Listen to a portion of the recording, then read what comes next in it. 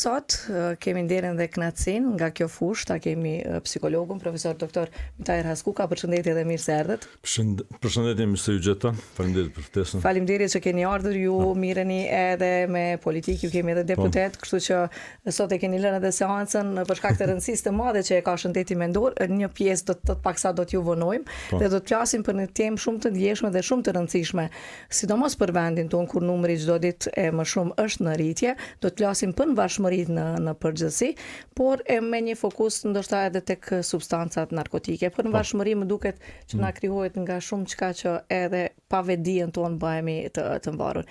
Si e definon do të thotë psikologjia në varfërinë? Po, varfëria domethënë është një ne folim zakonisht për substanca, po nuk është vetëm varfëria nga substancat, janë edhe varfëritë sjellore, fatkeqësisht si për shembull në Kosovë shumë e përhapur është si për shembull varfëria nga duhani, alkooli ne kena pak më pak problem, po substancat tjera janë në rritje, edhe pse janë shënime të ndryshme nga organizata të ndryshme. Po çka është shumë problematike është tani, sidomos tek të rinjtë edhe tek fëmijët, varfëria nga interneti apo nga videolojrat, domethënë aspektet elektronike. Dhe këtu desha të ndalim sepse është pikërisht kjo, sidomos tek të vegjëlit tan, ne çdo herë aludojmë në substanca narkotike në varfëria, duke harru faktin që jemi të mvarur nga duhani, që shohim shumë njerëz që nuk munden pa duhan, edhe nuk e vrenë që kjo është një varfëri, por aq më shumë për fëmijët tanë, të vegjëlit dhe gjitha moshat që me të kthy nga puna e vredhe nga fëmijët e mi, ato që janë në rrit tani nga puna drejt në internet. Por edhe ne të rriturit me t'i hap syt drejt në telefon. Fatkeqësisht për shkak të ndo raste për shkak të punës, ndo raste për shkak të domethënë të jemi të kyçën në rrjella që po ndodhin në shoqëri. Tani gjithnjë më shumë telefonat ose domethënë mjetet elektronike janë ajo që njerëzit shkojnë për mu informu, po në të njëjtin kohë edhe kalojnë një kohë bukur të gjatë të kohës. Tash çështja është që domethënë tek ne kjo është shumë problematike, sidomos tek fëmijët, nga se prindërit ballafaqohen me shumë probleme, ndoshta me mangësi të kohës, zakonisht ju blejnë një tablet, ju japin në dorë, ju lëshojnë këto në YouTube, po pastaj nuk ka kurfar kontrolli se çka ata shikojnë aty. Ajo është një nga aspektet influenca negative që mund të ketë nga se domethënë internet ka shumë gjëra të ndryshme. Po në të njëjtin kohë edhe vetë aspekti që fëmia nuk lëviz, domethënë nuk del jashtë të luaj fizikisht, kemi probleme të shumta që tani po dokumentohen nga shumë hulumtime nëpër botë, edhe për problemet në aspektin e zhvillimit të trurit, po edhe në aspektin e zhvillimit fizik të fëmijës. Ka dhe prindër që thonë ne jemi të kujdesshëm edhe e kemi të instaluar se çfarë fëmiu i shikon. Por a krijohet varfëri edhe në këtë formë nëse nuk ka një orar të caktuar? Jo, varfëria krijohet, domethënë pa marrë parasysh se çka ata shikojnë. Domethënë çështja është që nëse një fëmijë më shumë se 2 apo 3, po themi edhe nëse është më shumë se 1 orë duke shikuar një tablet ose një telefon mobil, domethënë ai nuk lëviz, domethënë ka shumë probleme aty, po çështja kyçe tash si për shembull që është gjetë në disa hulumtime është që edhe mallësia e trurit është më e vogël tek fëmijët të cilët domethënë kanë kaluar një kohë shumë të gjatë në telefon kur kanë qenë fëmijë. Do të thotë aq shumë ka rëndësi sa që ndikon edhe tek vetë truri, edhe tek forma e trurit, edhe tek vetë funksioni i trurit. Domethënë tani po bëhen më shumë se 20 vite që kemi këto domethënë rrjetet sociale, mediat, telefonat e mençur që nga viti 2020, po 2002-2003 kanë filluar. Po faktikisht telefonat e mençur janë më të ri, po sidoqoftë nga ajo kohë tani ata fëmijë të cilët kanë qenë 2-3 vjeç edhe që kanë kaluar një kohë shumë të madhe në telefon, tani janë rrit 15-16 vjeçar dhe tani po bëhen hulumtime të tilla dhe po shihet. Pra kjo nuk ka lidhje është vetëm telefon, por nëse është në laptop, në monitor, në do thotë vazhdimisht i kyçën. Çështja është që nuk lëviz, është duke nejt, është duke marrë dopaminën drejt për drejt, duke shkuar në aspektin fizik shumë pasiv. Edhe ne si popull e kemi atë shprehjen akitru. Dhe me sa shoh ky truri si po u zvogloi ka nga kjo, që nga vërtet shqetësues fakti, edhe si mundemi me vepru apo me ndiku që me u largu apo me u shëru nga varfëritë.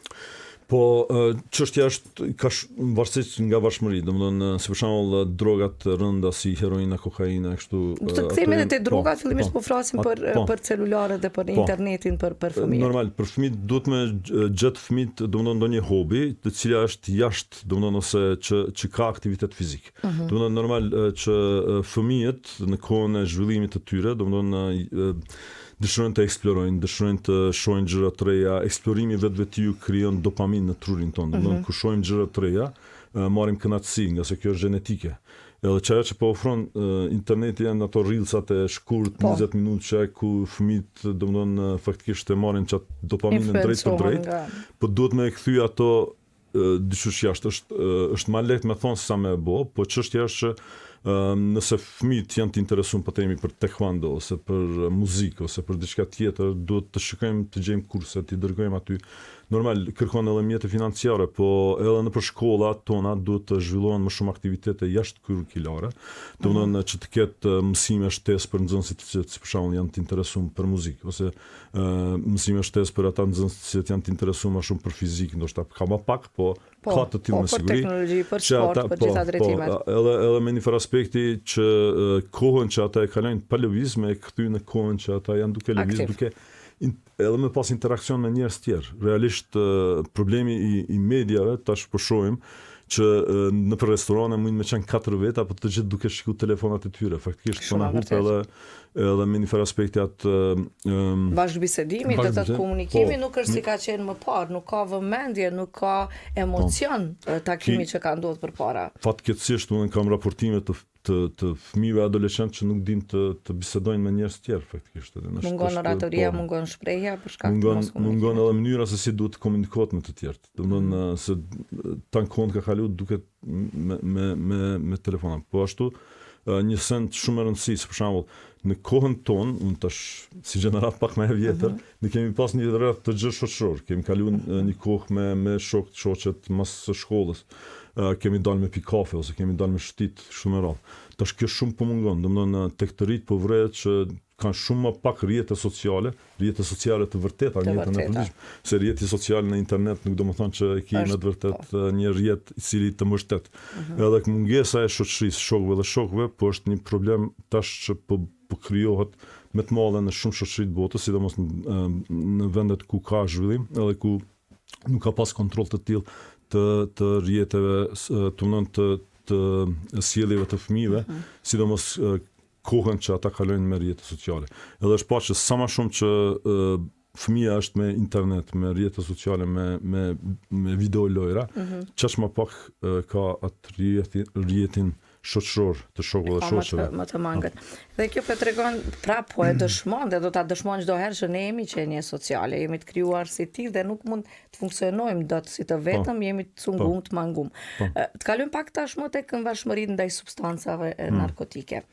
Pse jemi të prirur apo kush është më i prirur ndaj substancave narkotike sipas studimeve, ulëmtimeve, punës praktike që e bën, si ndodh kjo mbarshmëri dhe pse? Po, ka shumë arsye relativisht për bashkëmëritë që krijon, por nëse shikojmë kështu si organizëm, domethënë është një ulëmtim shumë interesant, nuk është vetëm tek njeriu, po është edhe tek kafshë të tjerë. Domethënë është një ulëmtim ka vitet e 60-ta ku një miu faktikisht është lidhur në elektrod në pjesën e trurit e cila jep lëshon dopamin ose na jep kënaqësi. Edhe pastaj faktikisht pastaj është pa që mas një kohë kur faktikisht kafsha u dash me prek një sust në mënyrë që të vjen elektroshok.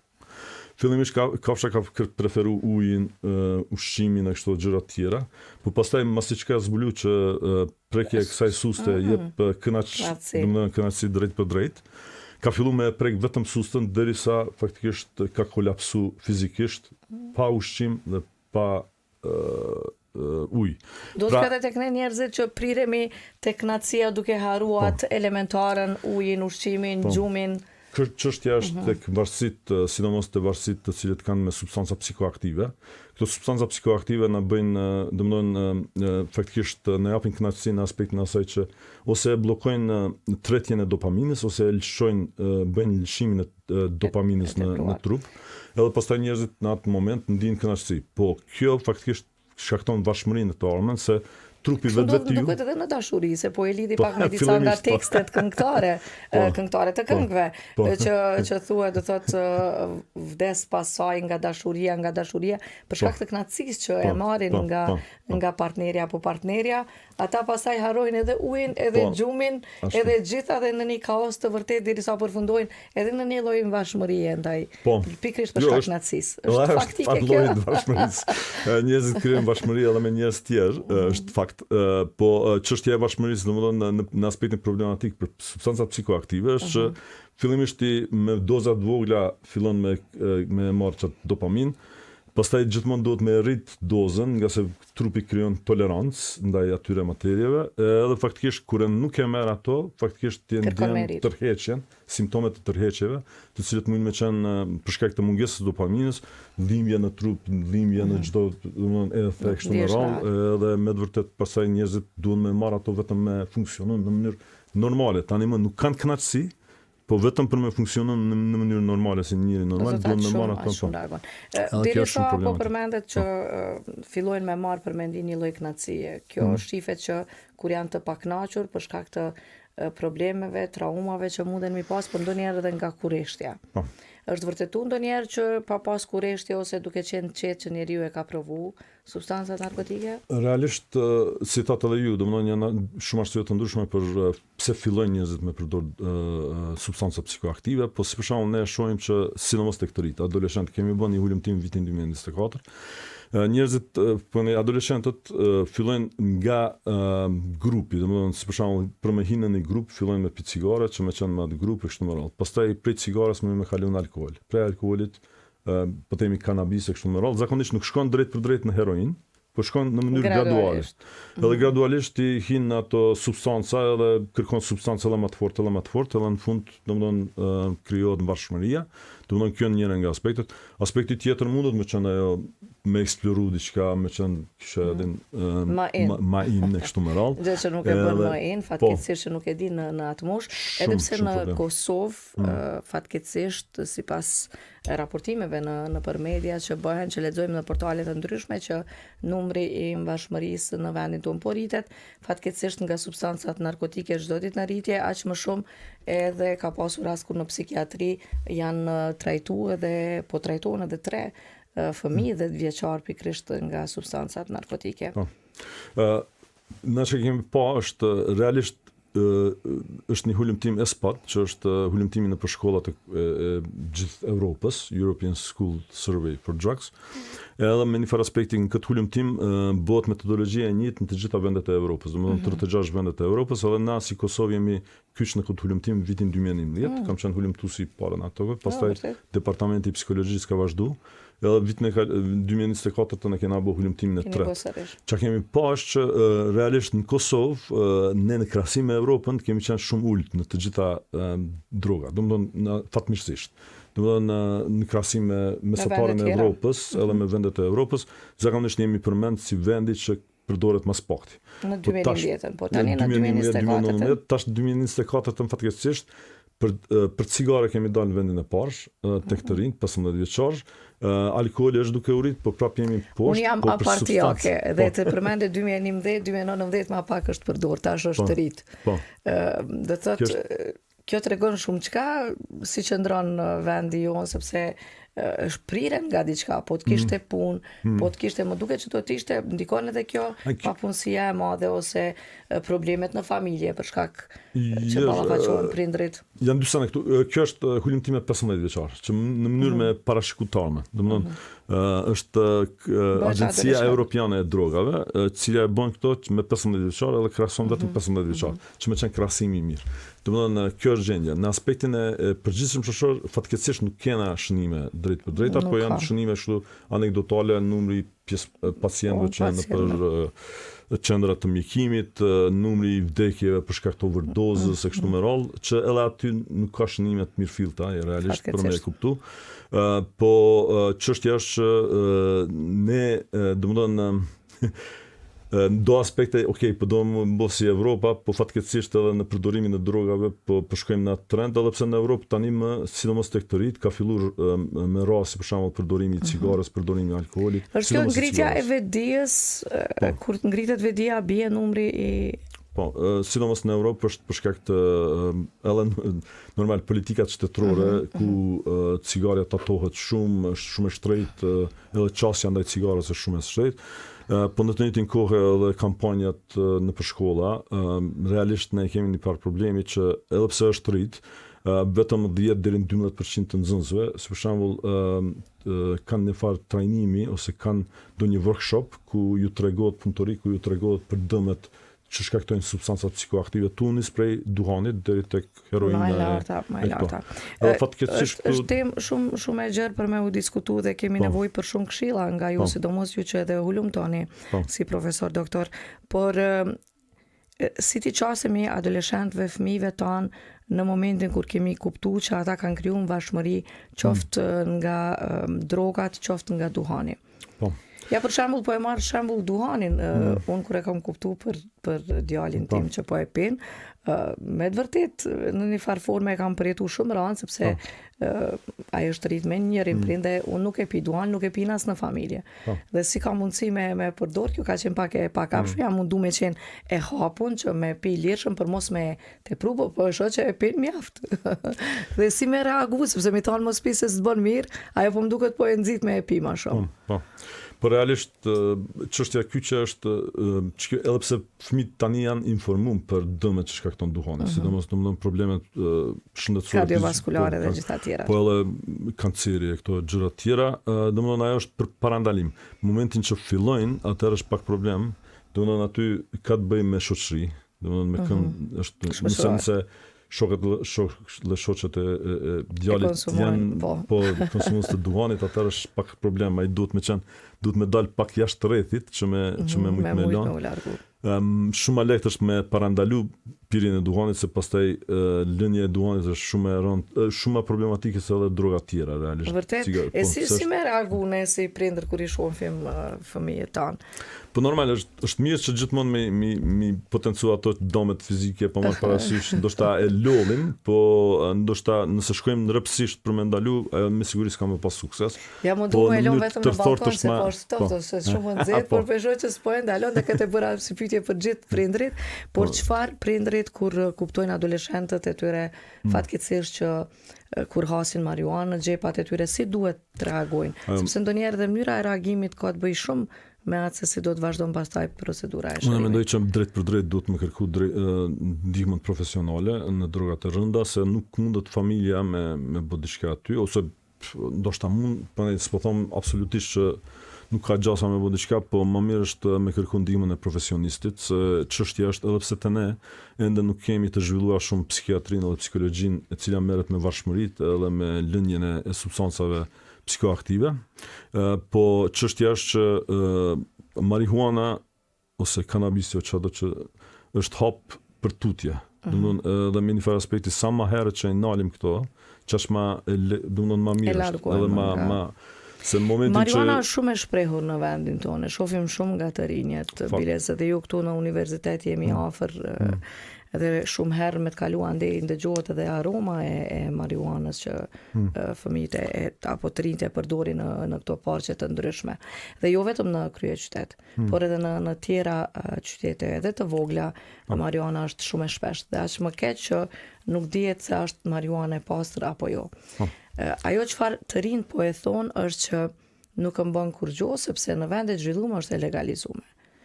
Kjo nuk është e vërtet realisht, domethënë edhe marijuana ka edhe dëme fizike, po edhe dëme psikologjike për shkak të varfshmërisë, domethënë asnjë substancë e huaj nuk është e mirë për trupin. Domethënë këto janë substanca të huaja. Kanë shumë gjëra të brenda tyre që ndikojnë në aspektin e shëndetit fiziologjik, po edhe shëndet ose mjekësor, po edhe në aspektin psiqik. Çështja kyçe, domethënë këtu në argumentim është që në Evropë këto mund të konsumohen vetëm në disa vende të caktuara, edhe vetëm në aspektin kontrolluar që e thatë edhe ju, po ka qenë si pasojë se ka pas një përqindje shumë e lartë edhe shteti nuk ka mujt me kontrollu, se po ka thonë ta kontrollojmë kualitetin edhe ta kontrollojmë sasinë. Domethënë edhe tatohet kjo. Domethënë edhe kjo nuk do të thonë që kanabisi është i mirë për shëndetin e njeriut. Domethënë nuk ka asnjë studim që thotë një gjë të tillë, ka substanca të kanabisit të cilët përdoren si medikament, po ato janë në formë të hapave kështu me radhë. Jo ashtu siç e marrin. Pra kjo nuk qëndron, kështu që të rinë tanë duhen me largu këtë nga mendja që në vende tjera është e zhvilluar, aq më keq që nuk dihet se çfarë futet dhe me koston që e blejnë është për të habit fakti edhe të lëm për me dëshiru a është vërtet apo jo marijuana përderisa nuk është as pak e mirë. Unë po mundohem shumë shpejt për shkak se je edhe me kohën, paksa vetëm edhe pak minuta. Ke qenë pjesëmarrës, kemi parë dhe në disa hulumtime që janë bërë së fundmi. Po. Kishe menduar diçka me neve? Po, që këtë hulumtimin e fundit për adoleshentët në Kosovë, unë kisha me potencu disa gjëra që janë shumë e rëndësi për të rit. Domethënë e para është që kjo aspekti i cigares. Cigaria si një domethënë materie e cila është e dëmshme, shumë sidomos në kohën kur zhvillohen fëmijët, 15-16 deri në moshën 20 vjeçare, po edhe më të ri, si thatë edhe ju, ka fatkeqësisht edhe tek ne, për shembull, mosha e fillimit të cigares ka dalë 10-11 vjeçar. Domethënë që shumë moshë e re ku fëmijët domethënë janë në procesin biologjik të rritjes. Sepse dërgohen nga prindrit me ble cigare. Fatkeqësisht. Po fatkeqësisht edhe ajo është modelimi, domethënë nëse shohim përqindjen e të rritërve që pinë cigare në Kosovë shumë e lartë në krahasim me shumë vende të botës, të themi. Edhe normal fëmijët e shohin prindrit si model, edhe kur e shohin që prindrit janë duke pirë duan, edhe ata kanë gjasa më të mëdha të pinë duanin, edhe kanë qasja në duan. Për çështja është që domethënë këtu jemi ndër 3 vendet që më shumë ti konsumohet duhani tek të rinjt, që është një alarm i madh për shtetin. 3 vendet. 3 vendet. Domethënë është Hungaria, Kosova dhe Georgjia. Domethënë janë përqindje të rinjve që konsumojnë duhan. Edhe këtu duhet kampanjë, unë mendoj, domethënë në nivel shtetëror, po edhe në nivel të drejtorive komunale të arsimit, që të bëhet një, si më thon, kampanjë për dëmet të cilët i shkakton cigaria tek të rinjt. Ne kemi pas një farë trendi të rënjes për përdorimin e cigares, po kjo tash është rrit. Një gjë tjetër që është alarmante për Kosovën është përdorimi i qetësuesve apo tranquilizer që e thonë ato që këtë edhe desha të dalë edhe këtu që kemi një mvashmëri të pa vetëdijshme në shoqërinë tonë për qetësuesit dhe me të ballafaqur, unë po e flas hapur në emisionet e mia qëllimisht që unë po ballafaqohem me sulmet e panikut me anktin dhe po e refuzoj përdorimin e qetësuesve për shkak edhe të leximit që ka metoda, teknika që munden me ndihmu deri kur është e ndihmueshme, por e shoh që më propozohet shumë që unë kam pas disa këtu pijeni 5 mg nuk të bën kur gjohet dhe kur e kam pas se sa e shpesh është, po e shoh që gjithë secili pothuajse ka në çantën e vet apo në sirtarin e vet një medikament qetësues. Çfarë po ndodh kështu me neve? Është kjo një varshmëri që vërtet krijon varshmëri? Kjo është një, si më thon, një traditë që kena mas luftës, realisht, ose ndoshta është krijuar edhe gjatë luftës, pak duhet me analizu këtë çështje. Po përdorimi i qetësuesve në shoqërinë tonë është shumë i lartë, pa receta, se mjeku ta jep me recetë edhe përdor në kontroll. Për 1 muaj, 2 muaj, sa është ajo periudha e përdorimit, ajo është në rregull. Domethënë nuk kemi kundër përdorimit të medikamenteve me recetë të mjekut, po momentin që njerëzit shkojnë në farmaci edhe i marrin me të njohshëm, këto edhe përdorin pa kurfar kontrolli, pa vetdije të dozazhit, sa duhet me marrë edhe në çfarë kohë kështu me radhë, kjo është shumë problem i madh. Domethënë është një edhe kjo është formë e substancave psikoaktive, e cila faktikisht me një farë aspekti ka dëm në afat gjatë. Çështja është që edhe tek të rinjt, te adoleshentët, ne kemi dalë ndër 3 vendet që përdoret më shumëti, qetësues pa recetë të mjekut, domethënë 15 vjeçar, po. Edhe tek 15 vjeçare, do thotë kjo është ajo e dyta që ka dalë edhe tek këto janë dy trendet shumë problematike që i kemi si shtet.